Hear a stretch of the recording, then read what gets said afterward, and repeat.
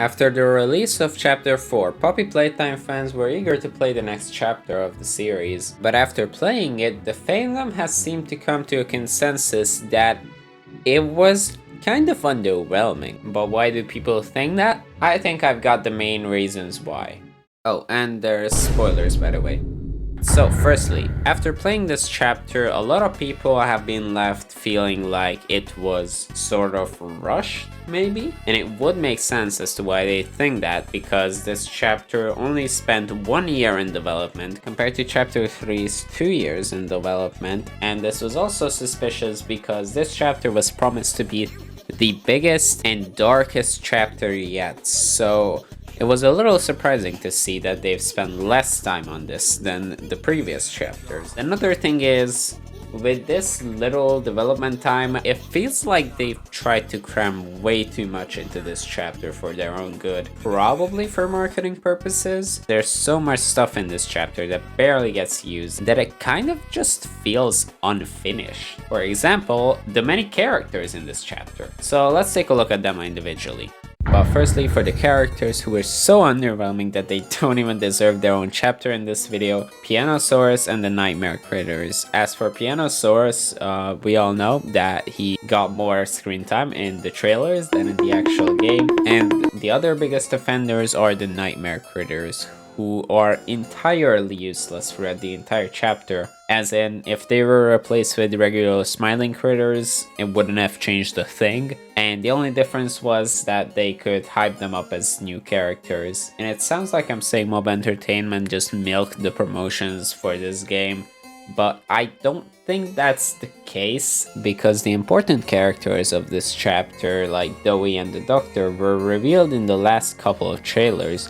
Like, Doey was revealed a couple days before the release of Chapter 4, so I think they just didn't want to spoil the surprises while simultaneously releasing some trailers to not completely kill the hype of the game. As for the actually important characters, let's look into the Doctor first.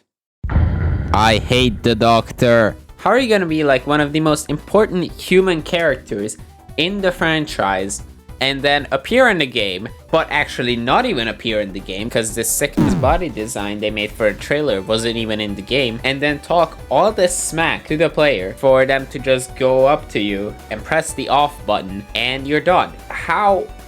What?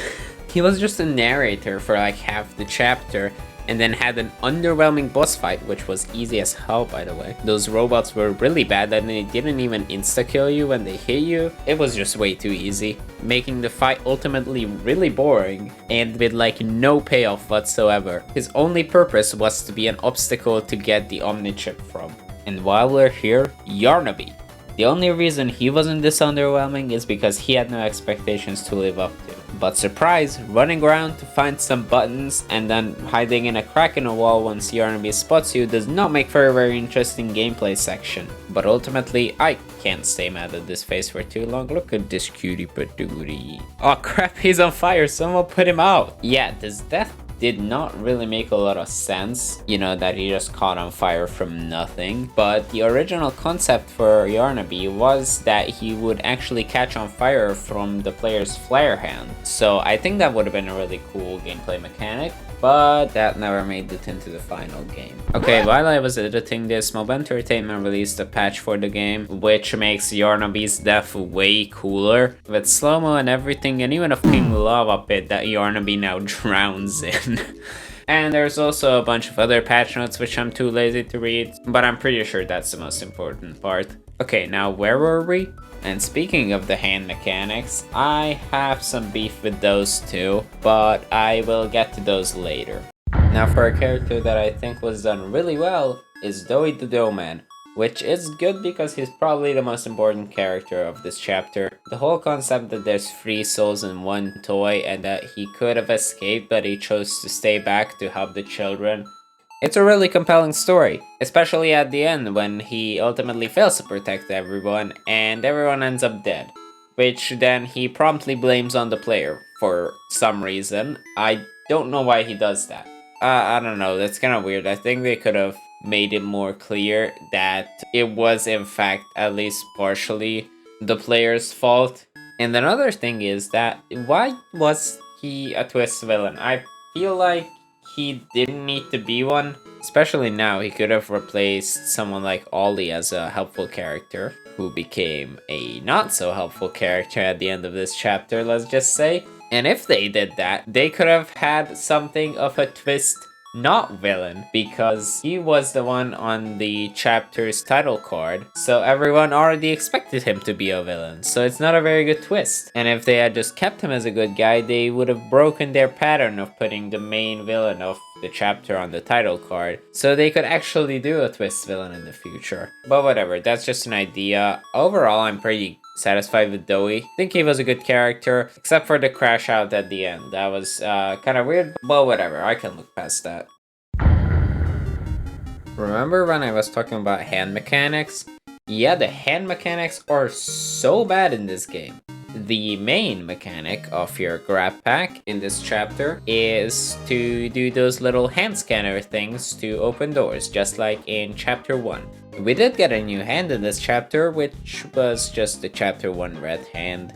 Actually, it did get upgraded into the Omni hand, which is literally the same as the red hand gameplay wise, except that we needed it for the generator to progress the plot. And not only is there a lack of new hand mechanics, the existing ones also get neglected. The poor purple hand was like barely used the entire chapter. There are almost no parts in the chapter where you have to parkour with it. The flare hand at least was used kind of, in the sense that it kept the same use as the last chapter, where you need to shoot little critters to keep them away from you. There was one new mechanic they added to it, which was if you shoot something flammable with it, it would ignite and burn. But you only needed to do that once, if I remember correctly. Actually burning things with the hand, you needed to do once in the chapter.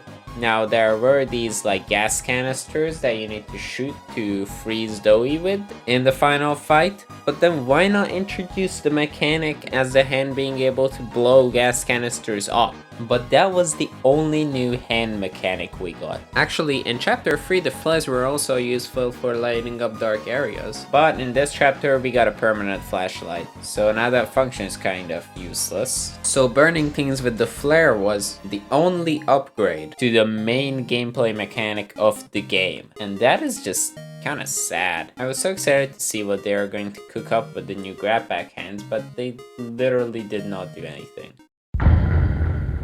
Another thing which annoyed me during my playthrough of this chapter is how many little lore notes and lore tapes are scattered around everywhere with way too much information that I don't need, okay? I understand that the story is a big part of this franchise, but there has to be a better way to show this to the player than making them sit through 4 minutes of a still image while people talk in the background, or read like a whole 2-paragraph essay. But there has to be a more interesting way to show this, or at least remove all the unnecessary ones. There were so many notes that had no important information on them. Just remove those. And maybe strip the multiple minute long tapes down to the important parts, because I don't imagine having to watch a PNG on a staticky screen for multiple minutes to be good for the pacing of the game. And finally, as we come to the end of the chapter, we learn that Ollie was the prototype. And with that, Ollie's character is the same as Gregory from Security Breach Ruin. We fall down to some poppy flower lab thing, and we are greeted by another tape by Leith Pierre and the one, the only Huggywuggy. Now, I don't know how Huggy survived that fall at all, but it seems like he's alive and well and ready to maul the player to death. But then the chapter ends. So now I'm wondering, how the hell is chapter 5 going to start? We are in a completely new area which we have no information about, and Huggy is currently trying to break down the door which is keeping him separate from us. Poppy ran away. I don't know what is up with Kissy. Ollie doesn't exist, so I don't know where the story is going to be taking us next, but what I do know is it's probably going to end soon. Overall, the story of Poppy Playtime seems to be quite close to wrapping up. So I really hope that chapter 5, which might be the last chapter in the series, ends up being as good of a finale as this series deserves. Because ultimately, I think the main reason why this chapter felt underwhelming is because all the previous chapters had such a high jump in quality from one to another. From chapter 1 to chapter 2, and from chapter 2 to chapter 3, each chapter felt like a huge improvement to the overall game in like every possible way, and chapter 4 just didn't do that. So whatever they are cooking with chapter 5, whether it's the last chapter or not, I really do hope Mob Entertainment takes into consideration all the criticisms this chapter has received and makes the next chapter of this story deservingly amazing. But we're probably gonna have to wait until next year to see where that goes, and in the meantime, Mo, please update Project Playtime. I am begging you, please, please, please. Hey there, thanks for watching. If you watched this far and you enjoyed the video, you know, the like and subscribe buttons are right there. Or not, I don't care, but either way, I hope you have a great rest of your day.